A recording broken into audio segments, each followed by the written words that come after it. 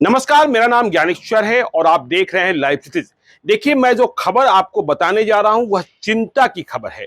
और यह खबर जो है बिहार की सत्ता को, बिहार की पुलिस को चुनौती दे रही है।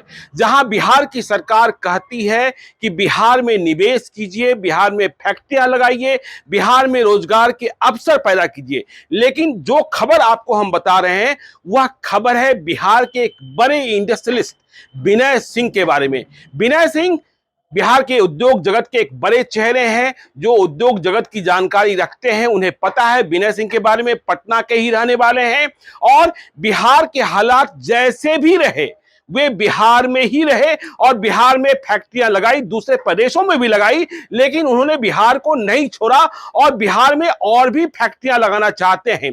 लेकिन अब उन्हें परेशान किया जा रहा है, क्रिमिनल्स उनको ठेठ कर रहे हैं। उनकी नई फैक्ट्री पर काम शुरू होने के पहले ही रंगदारी की डिमांड की जा रही है। तो देखना यह होगा कि बिहार सरकार जो चाहती है कि बिहार में फैक्ट्रियां लगे और बिहार की पुलिस जिसके मुखिया आर.एस. भट्टी है, बिहार के डीजीपी, वे क्या करते हैं। देखिए, यह खबर जो है एक चैलेंजिंग खबर है सरकार के लिए और पुलिस के लिए। देखिए, इस बाबत एफआईआर भी दर्ज हुई है और यह एफआईआर दर्ज हुई है पटना जिले के दीदारगंज थाना क्षेत्र में। देखिए, जो विनय सिंह हैं वो भी पटना जिले के दीदारगंज थाना क्षेत्र के ही रहने वाले हैं, सबलपुर के, पटना और फतुहा के बीच में है। आपको पता है विनय सिंह बिहार के सबसे बड़े स्टील प्रोड्यूसर्स हैं। बिहार में कई फैक्ट्रियां, नीलकमल, कामधेनु, कई ब्रांड्स हैं। तो विनय सिंह ने अब सोचा बिहार में कुछ और काम करते हैं। सरकार कह रही है बिहार में काम करो, बिहार में निवेश करो, बिहार में रोजगार का अवसर पैदा करो। तो देखिए, विनय सिंह ने सोचा कि हम दीदारगंज के ही निजामपुर गांव के करीब उन्होंने कई एकड़ जमीन खरीदी और प्लान किया कि यहां एक नई फैक्ट्री लगाएंगे, स्टील की फैक्ट्री लगाएंगे, जिससे बिहार में निवेश होगा, रोजगार मिलेगा। तो अभी कुछ ही दिनों पहले उन्होंने वहां भूमि पूजन किया और अब काम का श्री गणेश करने वाले थे। देखिए, जो दीदारगंज थाना क्षेत्र में जो घटना घटी है, 11 फरवरी की घटना है, उसके बारे में यह बताया जाता है कि इनकी फैक्ट्री जो एक नीलकमल स्टील के नाम से है, उसके मैनेजर सुधीर कुमार सिंह वहां काम, जहां जमीन ली गई, जहां नई फैक्ट्री लगाई जानी थी, वहां काम कराने को पहुंचे। उनके साथ कई और लोग थे, फैक्ट्री के प्रबंधन के लोग थे, मैनेजमेंट के लोग थे। तो वहां जैसे ही पहुंचे ईंट गिरवाना शुरू किया, भूमि पूजन हो चुका था, तभी करीब 20-25 अपराधी किस्म के लोग वहां पहुंच गए और कहा कि इस जमीन पर आप काम कैसे कर सकते हैं, पहले मुझे रंगदारी देनी होगी, मतलब गुंडा टैक्स देना होगा, तभी इस पर काम होगा। और वे हरबे हथियार के साथ आए थे, जो अपराधी आए थे। तो यह चैलेंज है।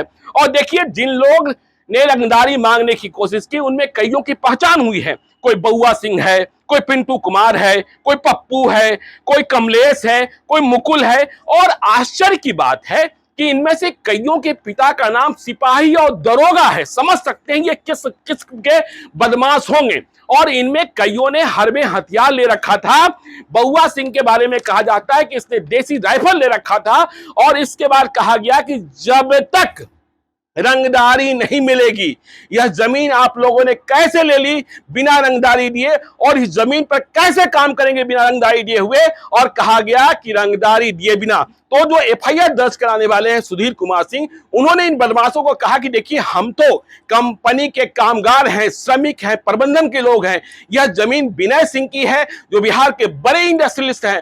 तो बदमाशों ने कहा कोई रहे विनय सिंह, लेकिन मुझे रंगदारी चाहिए। और जब प्रतिरोध किया इन्होंने, इनसे रंगदारी मांगी जा रही थी, तो मारपीट शुरू हो गई और फाइटम फाइटी शुरू हो गई। हथियार के बल पर भय पैदा करने की कोशिश की गई और जो प्रबंधन के लोग जिस गाड़ी से गए थे उस गाड़ी के शीशा को चकनाचूर कर दिया गया, काम बंद करा दिया गया। तो यह घटना जो है पटना के दीदारगंज थाना क्षेत्र में एफआईआर दर्ज कर ली गई है और देखा जाना होगा कि पुलिस क्या एक्शन लेती है, बदमाशों की धरपकड़ होती है कि नहीं, या फिर नई फैक्ट्री को लगने ही नहीं दिया जाता है, या फिर हालात ऐसे बना दिए जाते हैं कि विनय सिंह बिहार छोड़ने के लिए मजबूर हो जाए। वैसे ही बिहार में फैक्ट्रीज नहीं है, इंडस्ट्री नहीं है, रोजगार के अवसर कम है, तो बिहार के लोग जो बिहार में काम करना चाहते हैं उन्हें सुरक्षा की गारंटी मिलेगी कि नहीं मिलेगी, उन्हें काम का मौका मिलेगा कि नहीं मिलेगा, निजामपुर में नई फैक्ट्री लगेगी कि नहीं लगेगी, यह देखना होगा। यह एक चैलेंज है और आगे क्या होगा इस खबर में आपको हम बताएंगे। आप देखते रहिए लाइव सीरीज को। यदि अब तक आपने हमारे यूट्यूब चैनल लाइव सीरीज को सब्सक्राइब नहीं किया है तो जरूर कर लीजिएगा, और यदि इस वीडियो को फेसबुक पेज के माध्यम से देखें तो पेज को लाइक कीजिएगा, ट्विटर पर भी हमें फॉलो कीजिए। धन्यवाद।